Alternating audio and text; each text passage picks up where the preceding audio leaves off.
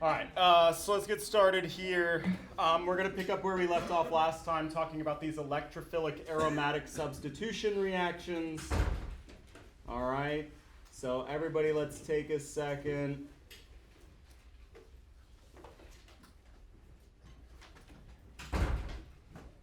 See if we can't remember what these two reactions do here. In the first, I'm going to do my bromine and aluminum bromide. And in my second, I'm going to use that nitric acid and sulfuric acid combo.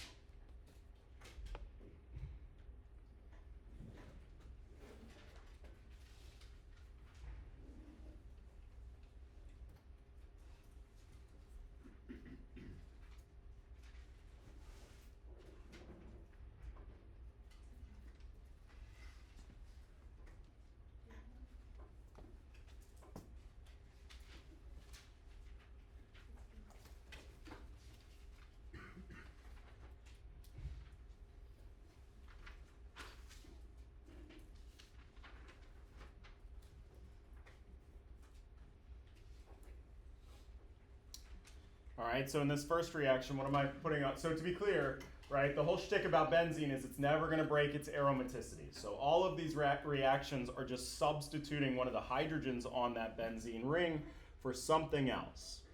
Okay, so with this bromine and aluminum bromide, what am I putting on the ring? Bromine. All right, and for my nitric acid and sulfuric acid, probably the coolest sounding of all the substituents, a nitro group. Okay, on an exam or on your homework in your notes, whatever, I don't care if you just write NO2. Importantly, on your exam or in your notes, on your homework, unfortunately, you will have to draw out the full Lewis structure. All right, so we learned about these 6 electrophilic aromatic substitution reactions where we're sticking one of 6 different things on that ring. Okay, what we're going to do today is we're going to take these same 6 reactions and we're going to start mix and matching them. It turns out that if you were to do these reactions, these same 2 reactions, but in a different order. So if first I did my bromine and then I did my nitric acid, all right, my major product here would have these 2 groups right next door to one another. All right, we learned in our nomenclature of benzene, we have a special name for when they're right next door to one another. What is that? Ortho to one another, okay? Whereas if I instead switched up the order of these same 2 reactions,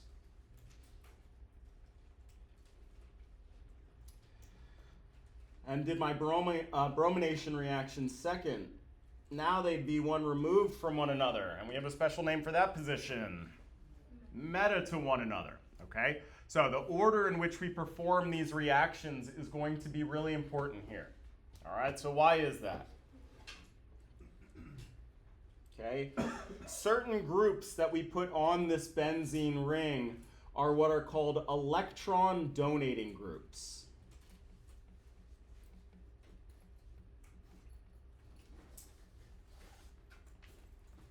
And we'll talk about how I can spy electron donating groups in a second, but right now you're just going to trust me. An electron donating group, an example. Out again, would be if we took phenol.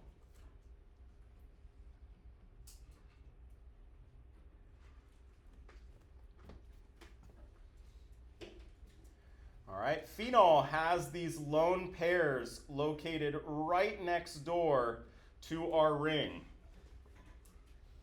And so what phenol can do is it can donate that pair of electrons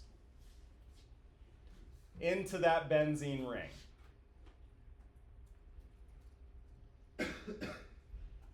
All right, now I can't stop there because that would break the octet rule of that carbon. So these are our resonance structure arrow rules that we talked about at the beginning of the semester. That pair of electrons would have to jump up onto that carbon.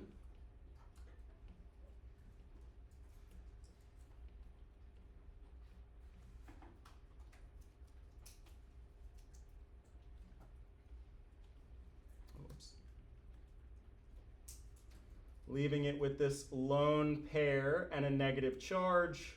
My oxygen with its 3 bonds and one lone pair would have that positive charge.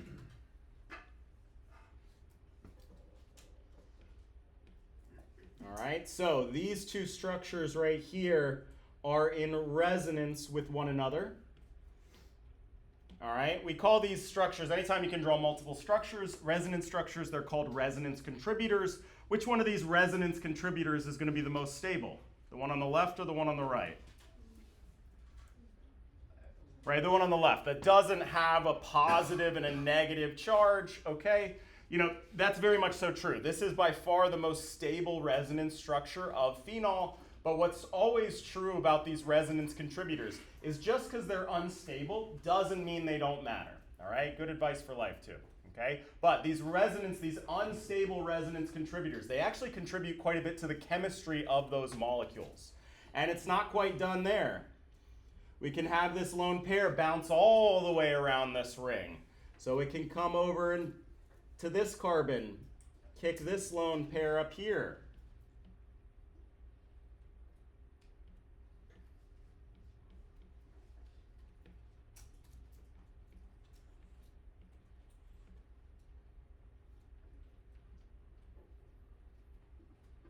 Now my double bonds moved and I have my negative charge over here.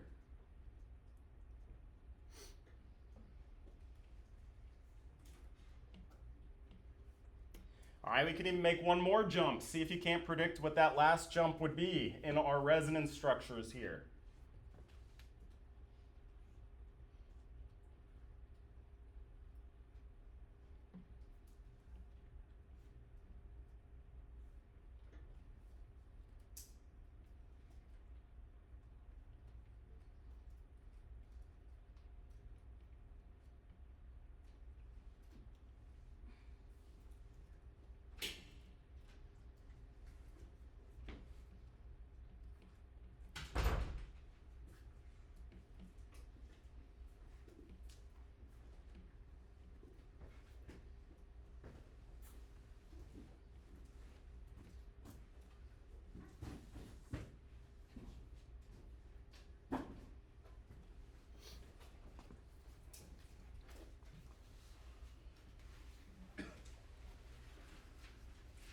Right? So these electron donating groups, they can donate electrons to this benzene ring, and it kind of bounces around to these different carbons.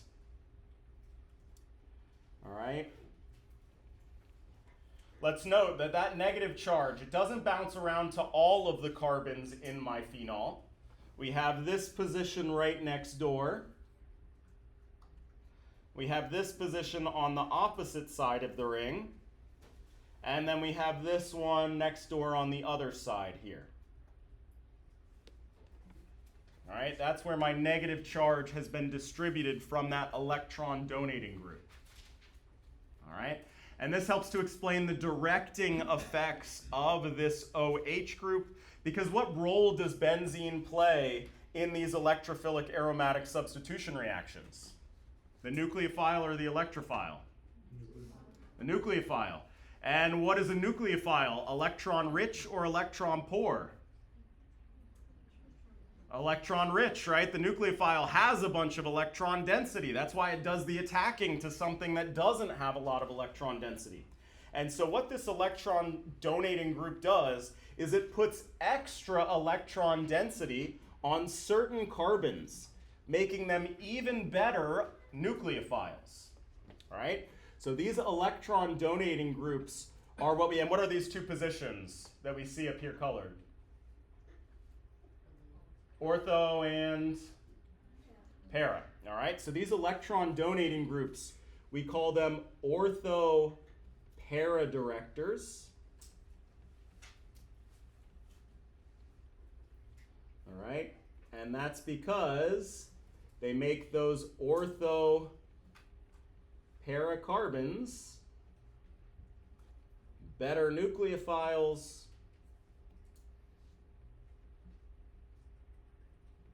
with more electron density.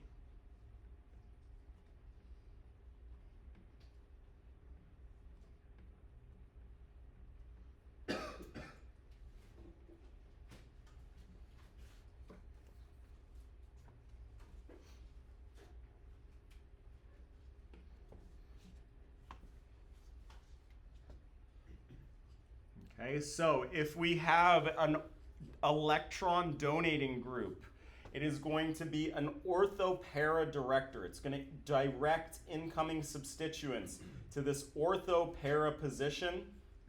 All right, and that's because it makes those carbons better nucleophiles by increasing the electron density on those carbons. All right, so now let's look at the flip side. We have electron donating groups. We also have electron withdrawing groups.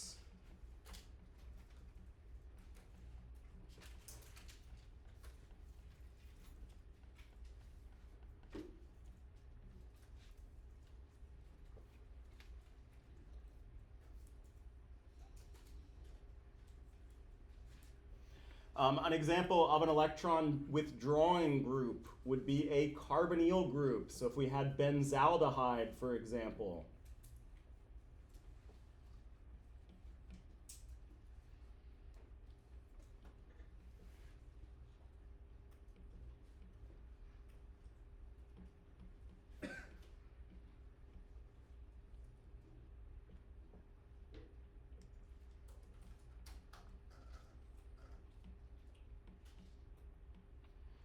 Right? If an electron donating group donates electron density to a ring, an electron withdrawing group is going to do the exact opposite.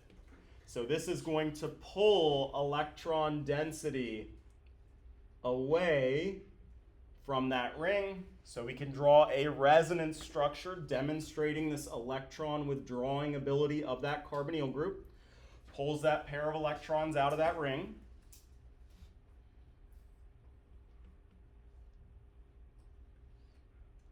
Okay, take a second and see if you can't draw me. Follow our electron pushing arrows here. Draw me what this intermediate looks like, or what this resonance contributor looks like.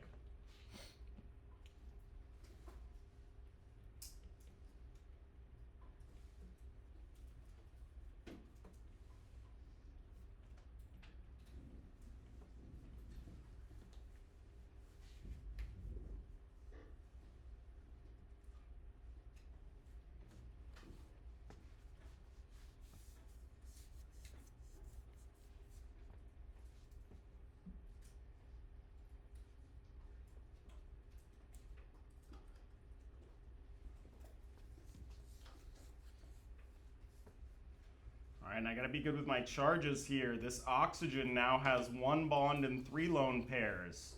So what charge should I put on that? Negative charge.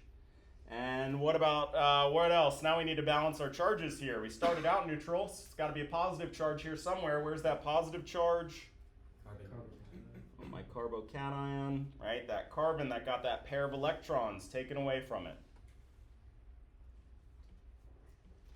Okay, and like before, we can kind of just keep on going here, bouncing this around our ring.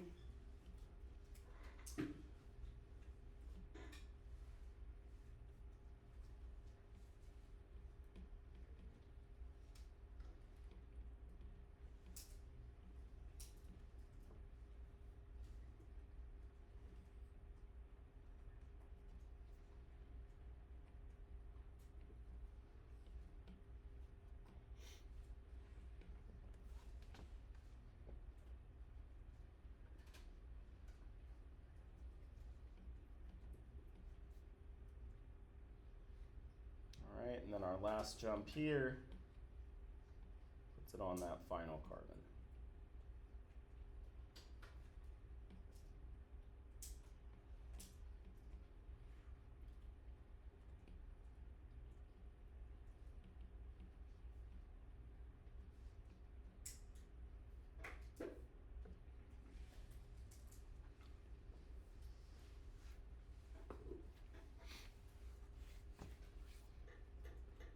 Okay? And now again, our charge that's sort of been passed around this ring is not hitting every single carbon.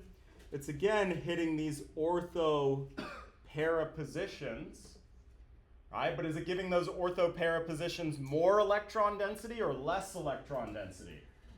Less electron density. So our electron withdrawing groups, we call these metadirectors.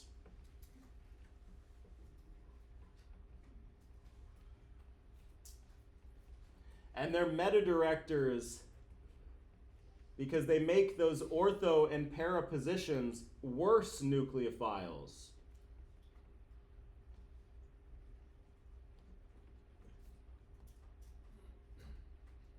By giving them less electron density.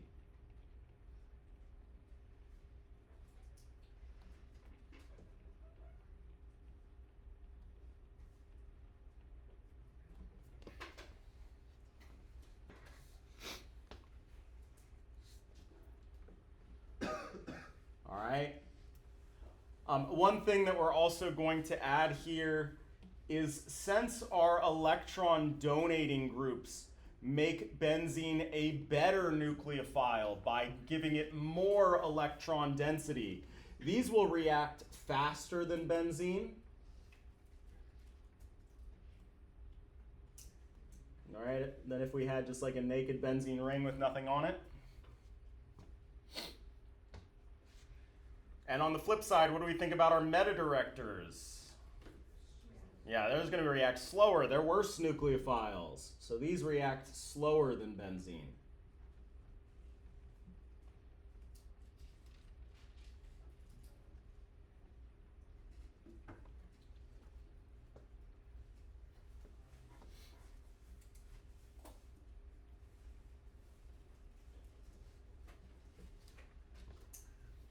All right, so how are we supposed to tell whether something is an orthopara director or a metadirector? If it's electron donating or electron withdrawing.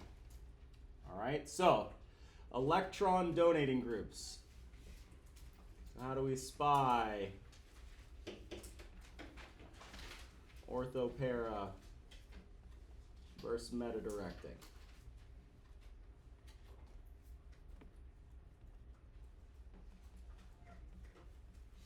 So our electron donating groups.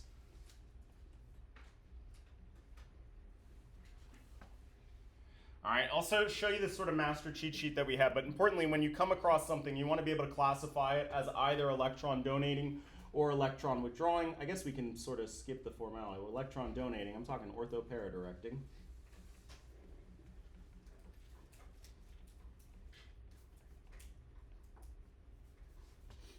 Okay, much like our phenol example, they will have a lone pair of electrons located right next door to that ring.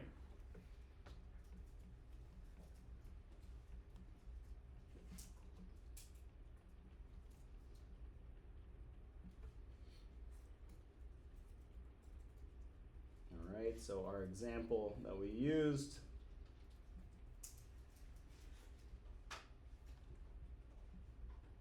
was phenol.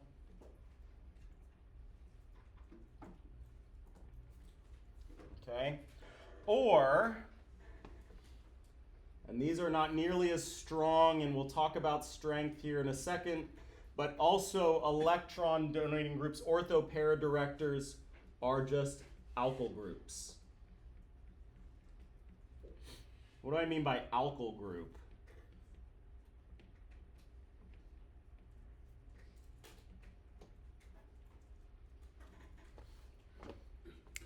What's alkyl? Alkane, right? So these are just carbons and hydrogens, right? So a methyl group, an ethyl group, a propyl group, any amount of carbons and hydrogens, that's an alkyl group.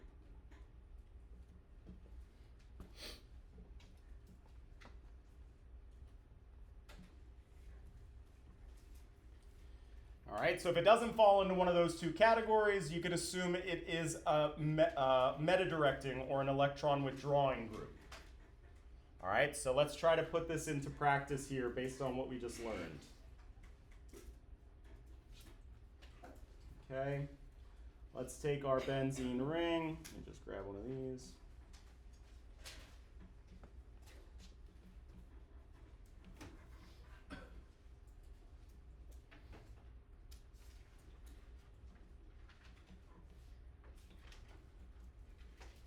Okay, we're going to first do a Friedel-Crafts reaction. And then we're going to do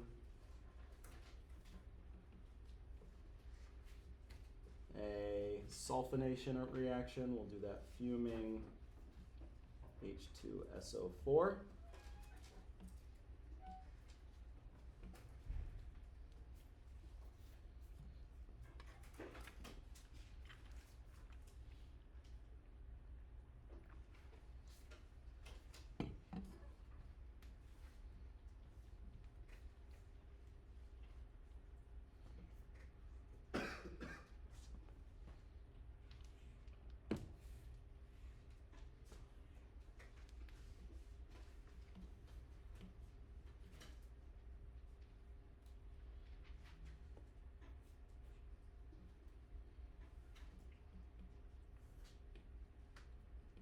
All right, and then we're going to reverse them.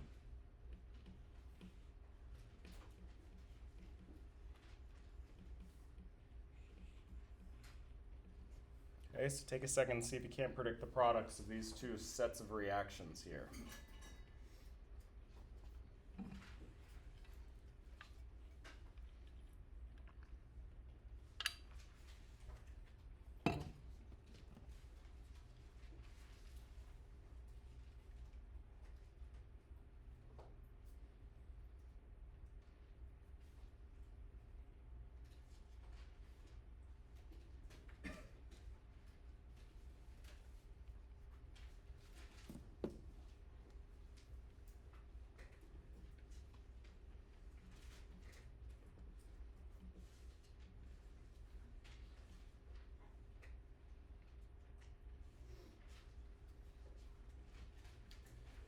All right, let's look at this first one here.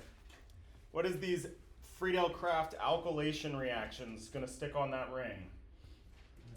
Methyl group. We even got a special name for our product. We get toluene after that first step. Okay, and then I got to look and I got to say, is this an ortho-para or a meta-director? All right, importantly, it is what is already on the ring that's going to decide where the incoming group goes. This sulfonyl group doesn't get to decide. It's not what's on the ring, right? It's those resonance structures that is going to lead to our directing effects. And these alkyl groups are ortho-para directors. So that means my incoming group is going to go to the ortho or the para position, all right? And so we got to draw them both. We got two possible products here. And we'll talk about sort of which one's major and which one's minor here in a second, but just to sort of get this down, I'm going to do that sulfonic acid group in the ortho position. Just switch them so I have more room. And in the para position.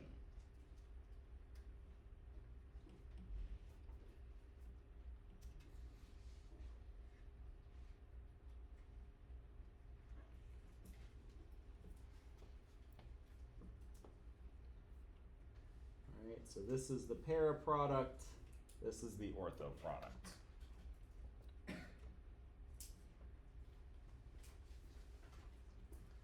All right, and if we instead do our fuming H2SO4 first,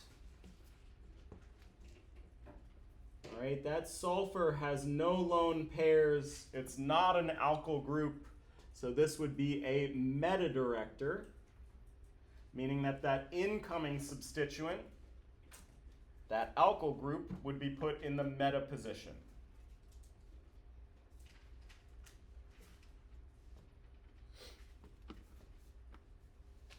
All right, so what goes on that ring first is what's going to decide where the incoming substituent gets directed. That's why we call them orthopara or meta-directing groups. All right, let's just do one more here.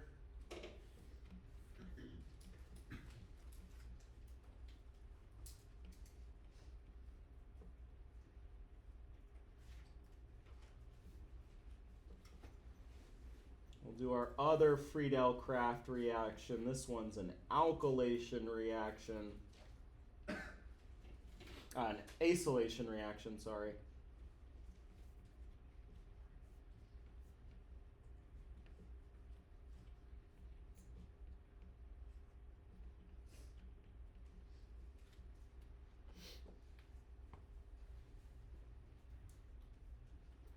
Or again, we can reverse.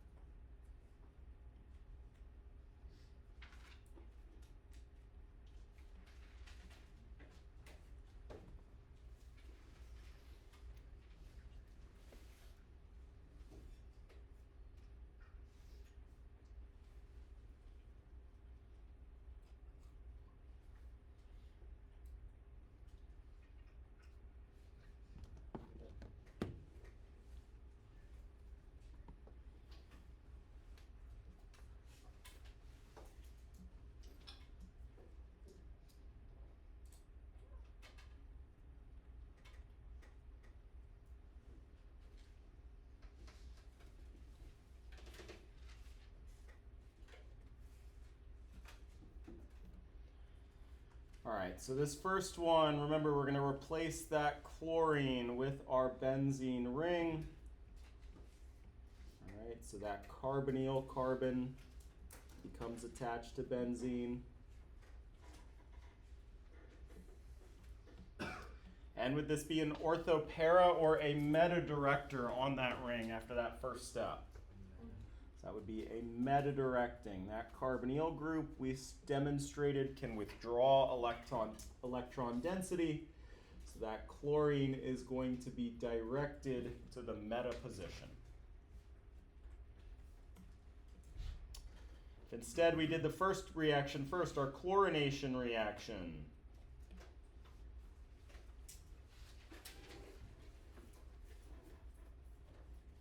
What is chlorine, an orthopara or a meta-director? Do we have a lone pair directly next to that ring? Yeah, so it's an orthopara director, right? So these lone pairs next to the ring RA giveaway that we have an ortho-para director. So we're going to draw an ortho product and a para product.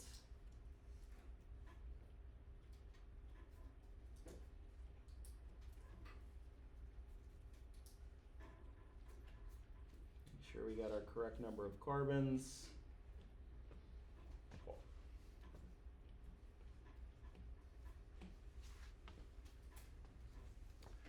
All right, so we're mixing and matching those same 6 reactions. So you got 2 of these assignments. The first one is just 1 reaction at a time.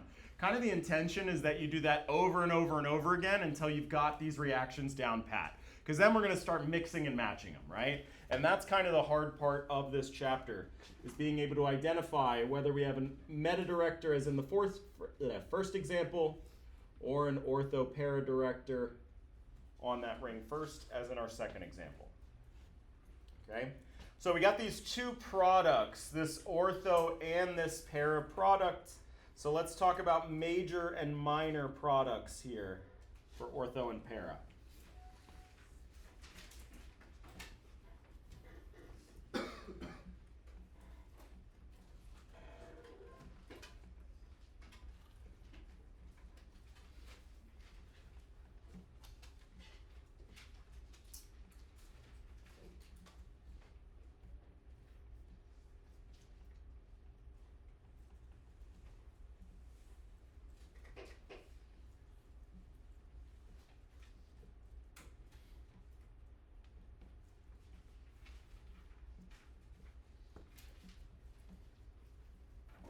So we're going to do 2 examples here. See if we can't figure out what's what. So if we were to take toluene and we were going to, is it an orthopara or a meta-director? That's our alkyl group, right? So then we're going to do a follow-up reaction. Doesn't really matter what. Let's put a chlorine on that ring. All right, then we'll get a mixture of our ortho and our para products.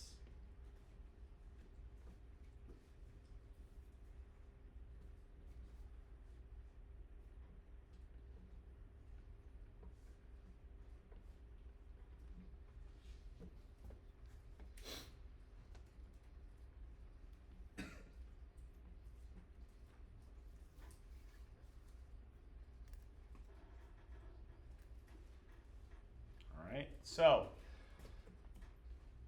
if we were to do this experiment and then we go and we put our sample, our product in the mass spec and we get our distribution of products, we would see that there would be about 66% of that ortho product and 33% para product.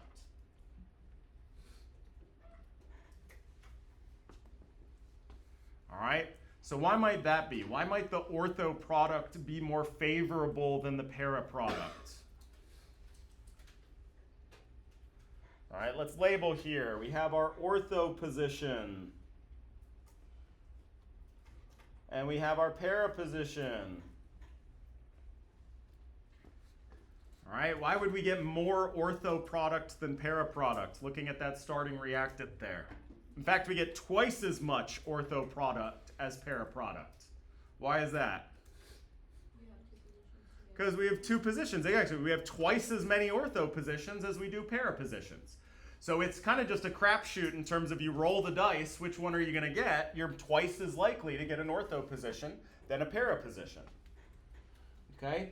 But let's take something very similar, but instead of a tiny alkyl group like a methyl group, we do that same first Friedel-Crafts alkylation reaction and we stick some gigantic group on there.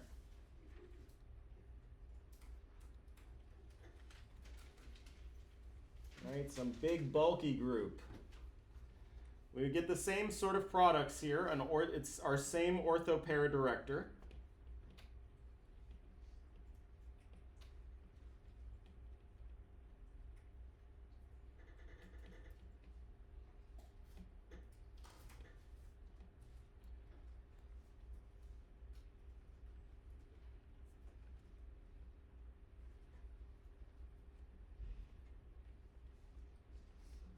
All right, but now you get very little product in that ortho position and the most of your product is in that para position. All right, we had a same ortho-para director. We have the same 2 ortho sites and only 1 parasite. Why do we all of a sudden get a complete flip on our distribution of products here? It's not stability. Sterics, there's the word I'm looking for, right? So that's sterics word, meaning big things don't like to be next to one another. This gigantic alkyl group has now crowded out that ortho position, making it very hard for the chlorine to even come in contact with that carbon, right? So we have those two things, these two things that are kind of a push and pull. On the one hand, we have twice as many ortho positions.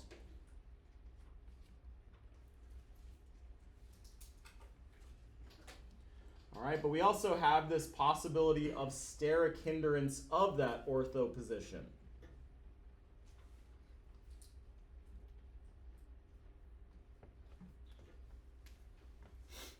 Okay, so we got a helpful sort of rule of thumb to keep in mind. I don't know our exact product distribution, okay, but if we have a substituent with fewer than 3 carbons,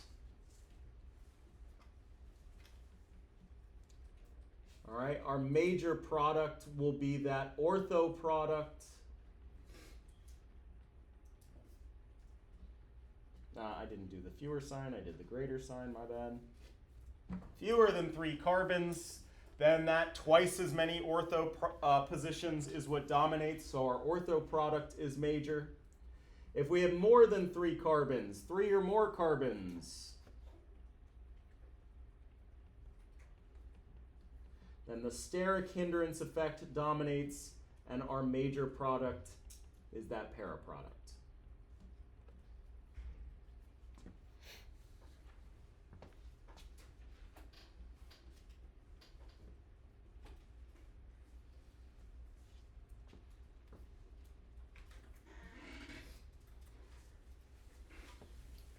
All right, so then let's just go back to one of our previous examples.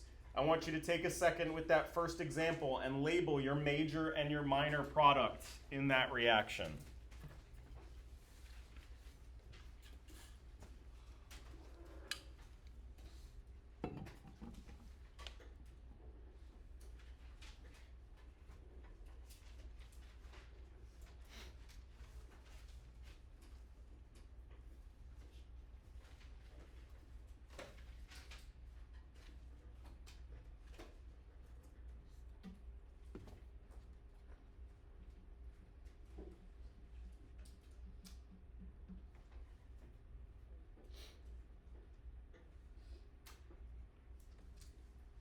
All right, our methyl group here, that first group on the ring is only 1 carbon. So we would expect our major product to be the ortho product and our minor product to be the para product. All right, now truthfully, devil's in the details here, but this is not exactly a hard and fast set in quantum mechanics rule or anything like that. It's just a helpful rule of thumb to use, but that's what we'll be using for our homework here. Okay? Cool. So, all right, last thing we want to note here. Let's take a benzene ring.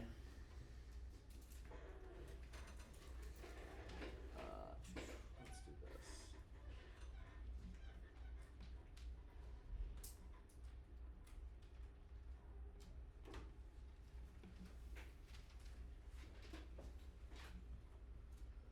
All right, so let's say that we got paramethylphenol here, and we want to react this in a bromination reaction.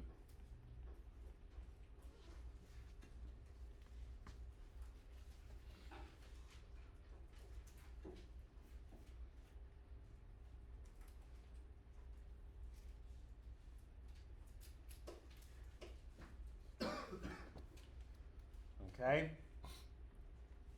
we have kind of a problem here, because what about this first group, that OH group? Is that going to be orthopara or metadirecting? Orthopara. So we got the lone pair next to the ring, so this is going to be orthopara. Okay, so it wants to direct incoming substituents ortho and para to that OH group. All right, but the methyl group is also ortho-para directing.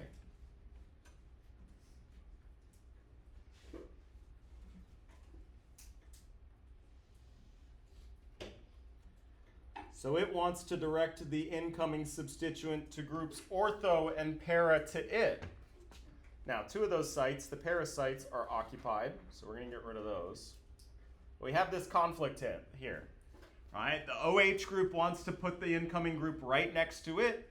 The methyl group wants to put it in ortho to its position. Okay, so we have different strengths. It turns out that one of these is way better at electron donating than the other. All right, so in addition to ortho and para directing, we kind of have this master cheat sheet here, and we'll go over this. It looks scarier than it is. All right, we have what we call strong ortho-para directors, moderate ortho-para directors, and then weak ortho-para directors. All right, so what makes a strong ortho-para director? How do we spy that? These have these lone pairs directly next to the ring. All right, so strong, they're called activators because they make it go faster, but importantly, ortho-para directors. These have those lone pairs next to the ring.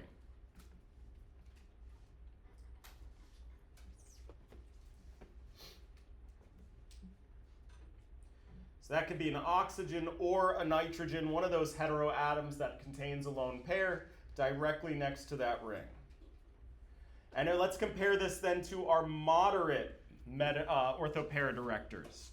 Both of them have an oxygen located right next door, right? But what's the difference between the moderate ortho-para director? On the other side is an electron withdrawing group, right? So this oxygen can donate a pair of electrons to the ring, just like the oxygen above, but it can also donate that pair of electrons in the other direction as well. So you have that carbonyl group kind of stealing a little bit of the electron density from that oxygen. All right, so our strong ortho-para directors have the lone pair right next to the ring. All right, our moderate ortho-para directors, lone pairs next to the ring, but it's also got that carbonyl group on the other side.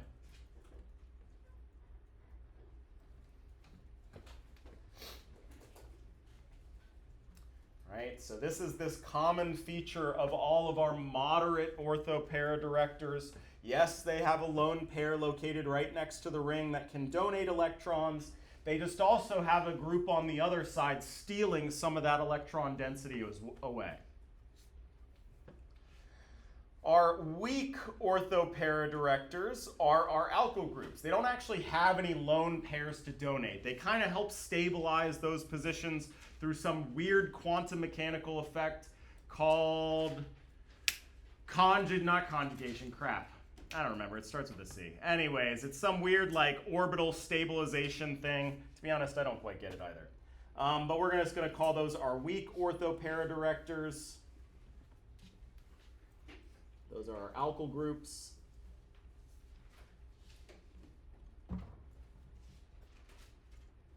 Hyperconjugation, okay. Anyways, and then we have another one that falls into this same group here, which are our halogens. And halogens are kind of a weird one because they do have a lone pair right next to the ring, right? So why wouldn't they be really great at donating that pair of electrons? Well, our halogens are also all the most electronegative elements. And electronegative elements really greedily hold on to those electron pairs. So they can't donate, so they have that electron pair. They are still ortho-para directing, But through what's called induction, they're holding that electron density onto themselves. So we want to lump these halogens and alkyl groups together as being weak orthoparadirectors.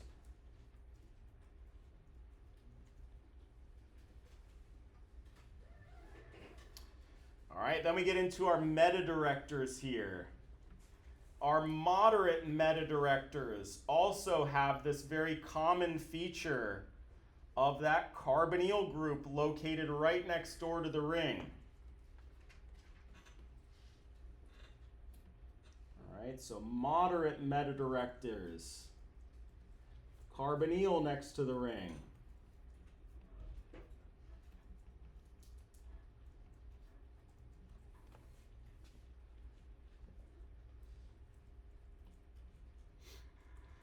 All right, there are two oddballs in this category as well.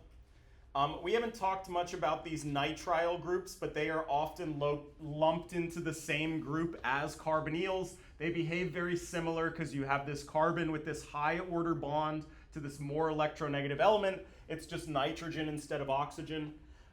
This one we won't see a ton. The one that we do want to keep in mind, because we know how to make it, is this sulfonic acid group, right? We actually know how to make this particular molecule here.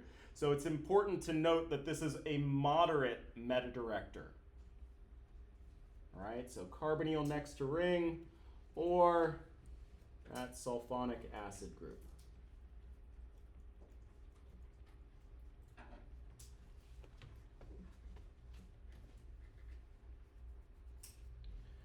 All right, and then our strongest metadirectors. These are kind of all little oddball clump here. We can ignore, we probably shouldn't ignore it, but anyways, there's two of these that are going to be more important because we know how to make them. One being our nitro group. So a nitro group's claim to fame is it can withdraw electron density very strongly. If we look at our Lewis structure of a nitro group, that makes sense because that nitrogen has this positive charge and can accept a pair of electrons from that ring, pulling that electron density out of that ring. So a nitro group is a strong metadirector. All right, if we have a protonated nitrogen, that would also do it. Again, has a strong electron withdrawing effect. And this one is also important to note. This is carbon, if a methyl group, but rather if it's substituted with 3 halogens. And the one that we especially want to note, because again, we know how to make it, is if we brominate that benzylic position using NBS. Right, so this right here with 3 bromines, we can make using that NBS as well. So these two are kind of especially notable in this strong electron withdrawing group because we know how to synthesize them from benzene.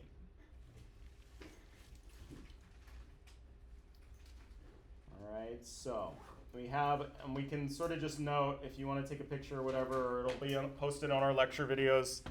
This is kind of our cheat sheet here. Most important though, rather than trying to memorize everybody in the group, is being able to spy them based on these patterns that we see within that molecule itself. Cool. All right, we'll finish this off next class period.